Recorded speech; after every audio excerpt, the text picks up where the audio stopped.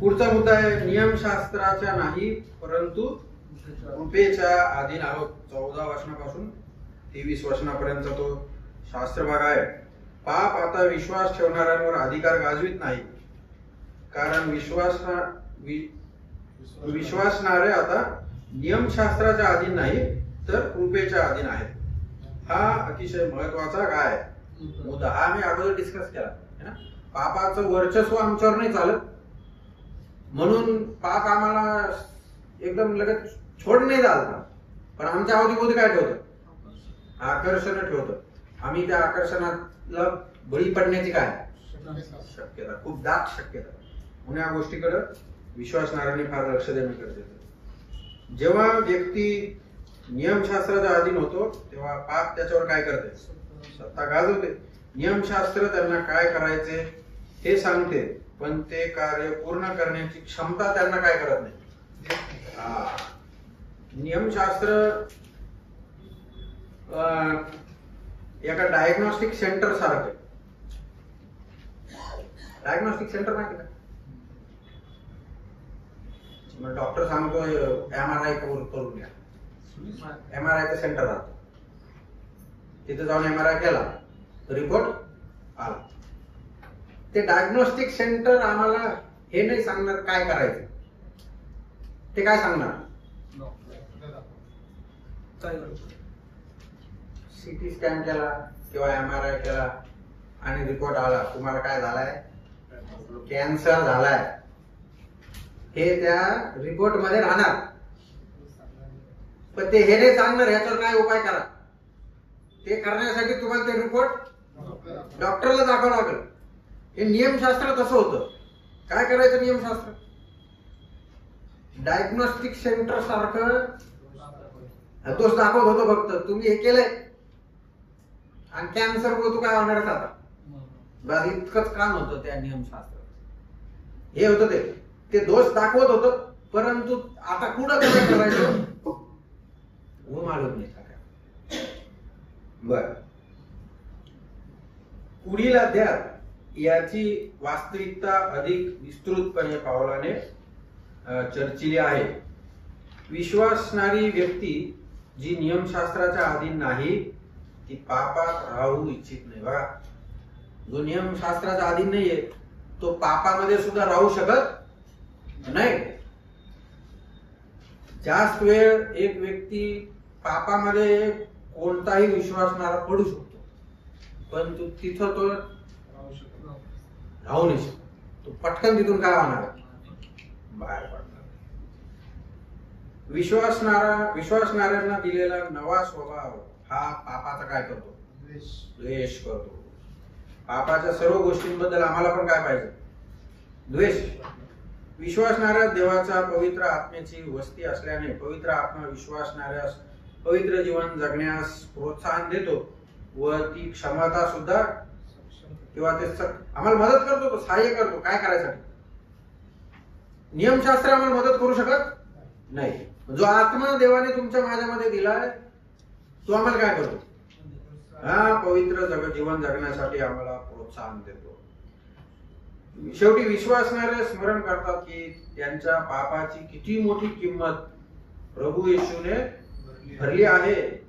आता खूप महत्वाची लाईन आहे, ती तुम्ही अंडरलाईन केली पाहिजे तुमच्या नोट्स मध्ये.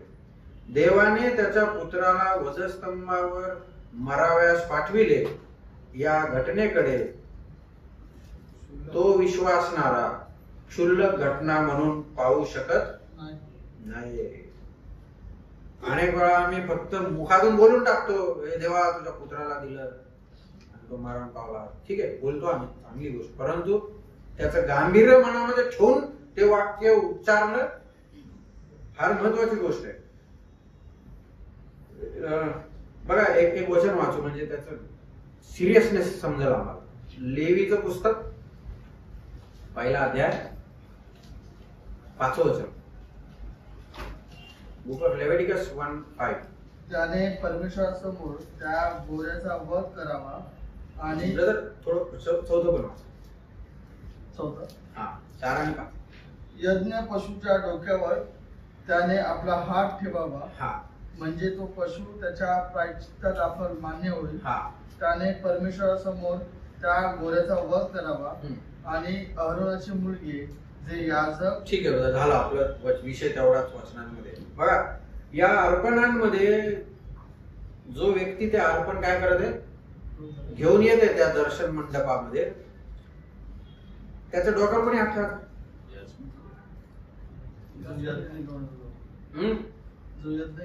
घेऊन आले काही आज का नाही? हा म्हणजे अर्पण आणणाऱ्यांनी त्या अर्पणावर काय ठेवायचा? हात ठेवायचा. पुढं वाचवलं 5 वचन. त्याने परमेश्वरासमोर त्या गोऱ्याचा वध करावा. कोणी? हा त्याने म्हणजे तो कोणी? बरं आता पुढे वाच. आणि अहरोनाची मुलगी याजक त्यांनी त्याचे रक्त अर्पून दर्शन मंडपाच्या दारापाशी असलेल्या वेदीवर सभोवती टाकावे. यात काय करायचं? मारायचं कोणी? हा बघा हे सत्य माझ्या मनाला म्हणजे घुसकून गेले. ते हे असं विचार करा, मी तो अर्पण घेऊन आणणारा व्यक्ती आहे, मी ते आणलं अर्पण दर्शन मंडपाच्या पुढे मी उभा आहे किंवा तुम्ही उभे. त्या डोक्यावरती त्याचा काय ठेवला? खूप म्हणजे मोठे मोठे धडे आहेत त्याच्यामध्ये. डोक्यावर हात ठेवायचा म्हणजे काय गोंजारायचा प्रकार नाही येतो. डोक्यावर हात ठेवणं म्हणजे ते जे मेंढरू आहे किंवा त्याचे अर्पण आहे त्याला त्याचा भार हे झाला पाहिजे, जाणीव झाली पाहिजे की माझ्या डोक्यावर काय आला, वजन आलेलं. याचा अर्थ माझे सगळे दोष मी कोणावर लादले? त्या अर्पणावर लादले, त्याच्या माथी मांडलेत सगळे माझे दोष. आणि मग तिथं लिहिलंय ही शॅल किल इट, है ना? याचा आहे ना अभिषेक? ही म्हणजे कोण? अरे आणणाऱ्याने त्याचं काय करावं? याचकाचं काम आहे, परंतु कधी? जब मरेगा. आता मी आणले किंवा तुम्ही आणलाय ते अर्पण आणले, त्याच्यावर हात ठेवले आणि काय केलं? कोणी वध केला? कोण आहे तो आणणार? कोण आहे तो पापी? कोण आहे?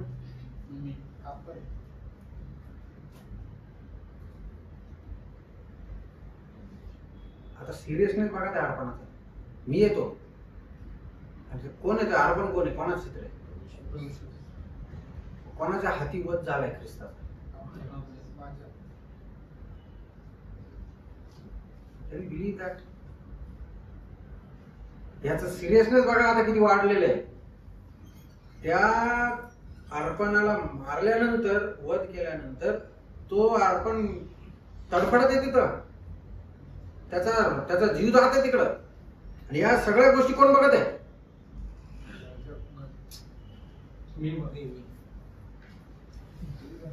या आजकाला काही घेणं देणं आहे का त्या अर्पणाच्या बाबतीत?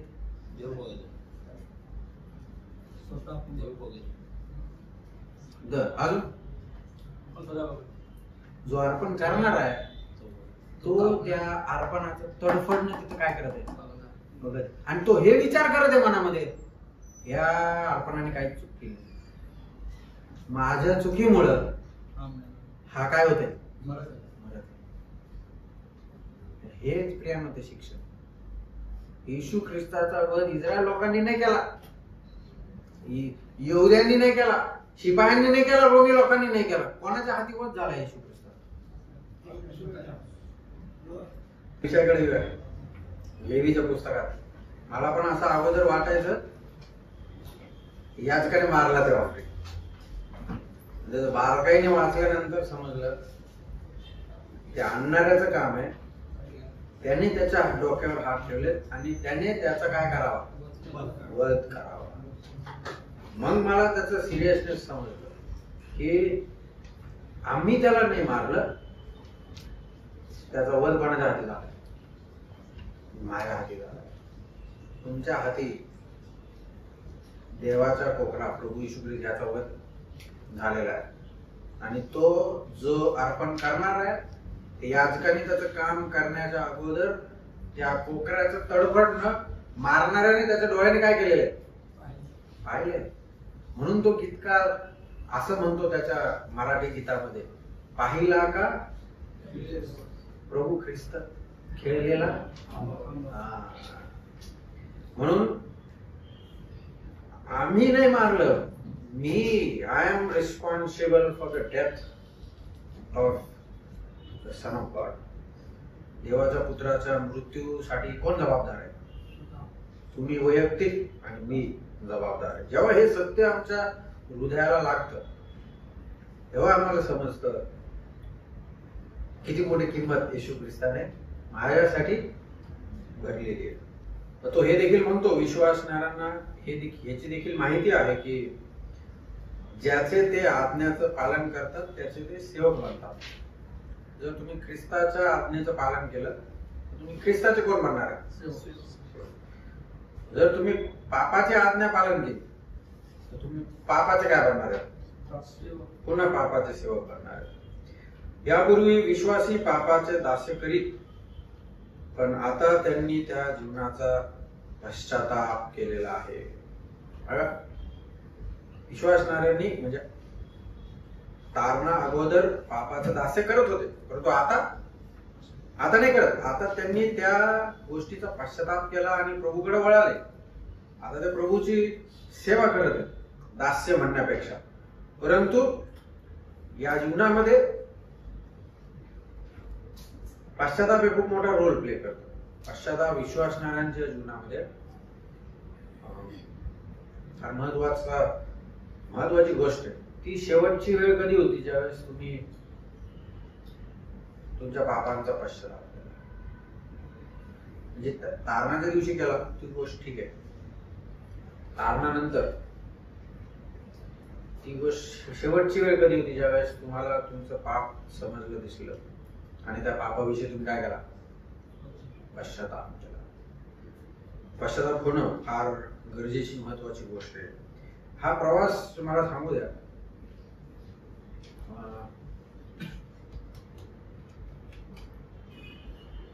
थोडा वेगळा प्रवास आहे विश्वासणाऱ्याचा.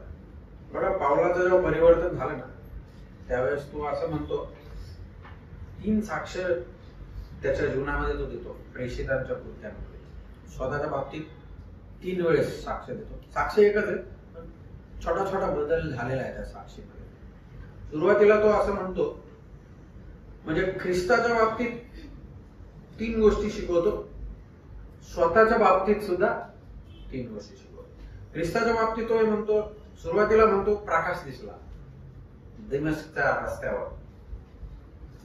मग ज्यावेळेस दुसऱ्यांदा त्याची वेळ येते साक्ष देण्याची त्यावेळेस तो म्हणतो प्रखर प्रकाश. आता नुसता प्रकाश नाही म्हणत, आता काय म्हणतो? प्रखर प्रकाश.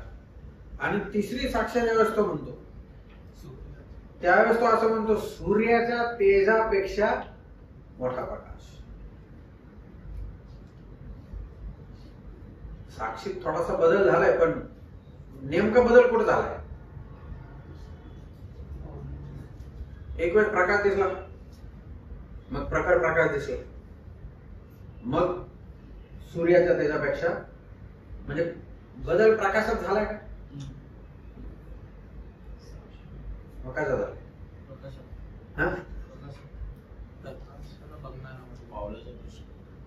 कसा बदलला पावला? का व्हॉट हॅपन्ड की ही साक्ष त्याची बदलली. आता त्याला पहिले काय दिसला?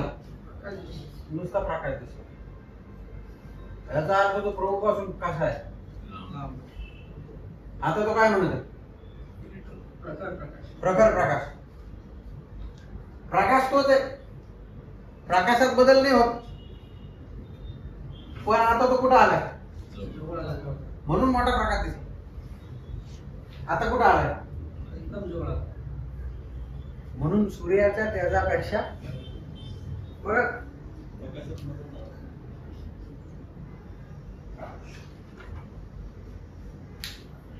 समजलं मी काय म्हणते? म्हणून ते वचन आम्हाला वाचायला मिळतं. प्रभू येशू ख्रिस्त म्हणतो मी काल आज युगायुग कसा आहे. ते त्याचा दर्जा आहे प्रियांनो, ते नाही बदलत कधीच. परंतु पावलाच्या त्या प्रकाशामध्ये असलेल्या अंतरात काय झाला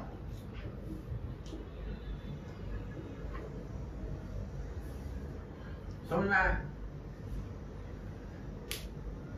आता तो या 3 साक्षींच्या उलट्या साक्षी, म्हणजे ज्यावेळेस तो म्हणतो या प्रकाशाच्या बाबतीत म्हणतो प्रकाश म्हणून म्हणतो, त्यावेळेस पाऊल कसा आहे, तेवढी प्रभूची त्याची काय नाहीये ओळख नाही. जरा लांब आहे तो प्रभू पासून, अनेक गोष्टी त्याला प्रभूच्या बाबतीत ठाऊक नाहीये, म्हणून तो म्हणतो प्रकाश. त्यावेळेला या साक्षीमध्ये ज्यावेळेस तो प्रकाशाचा उल्लेख असा करतो, तेव्हा तो पहिल्या साक्षीत म्हणतो प्रेषितांमध्ये सर्वात कनिष्ठ. ठीक आहे.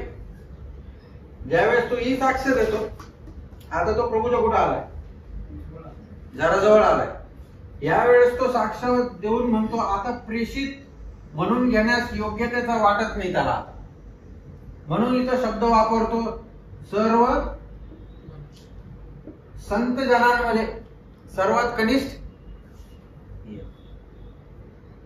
आता जेव्हा त्याला प्रकाश कसा वाटतो, सूर्याच्या तेजापेक्षा म्हणजे खूप जवळ आलाय पाऊल आला.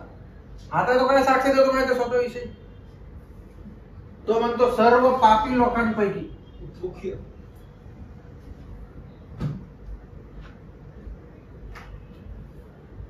मुख्य पापी कोण आहे. बघा दृष्टिकोन कसा बदलत येतात. जितकं आम्ही प्रभूच्या जवळ जवळ जातो, तेवढं आमच्या पापाची प्रकारता काय होत जाते, कमी होती का वाढते.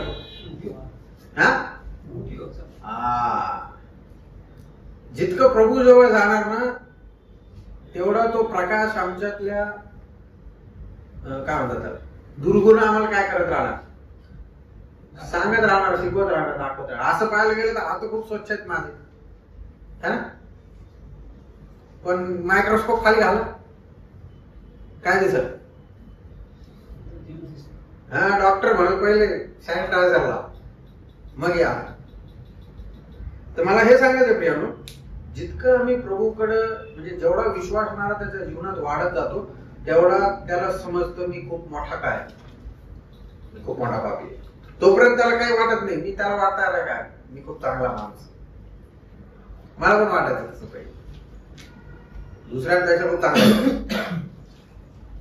जसं आम्ही प्रभूच्या जवळ जवळ जात जात राहतो, तसं आम्हाला कळतं किती मोठा भयानक पापी आहे. हा मुद्दा महत्वाचा पाऊल या वचनांमध्ये लिहून सांगत आहे. आणि मग तो आता शेवटचा वचन त्या 23व्या वचनाच्या द्वारे शेवट करतो त्याचा. कारण पापाचं वेतन काय आहे, मरण, पण देवाचे कृपादान प्रभू येशू ख्रिस्तामध्ये काय सार्वकालिक जीवन. आपला 6वा धडा समाप्त झालाय.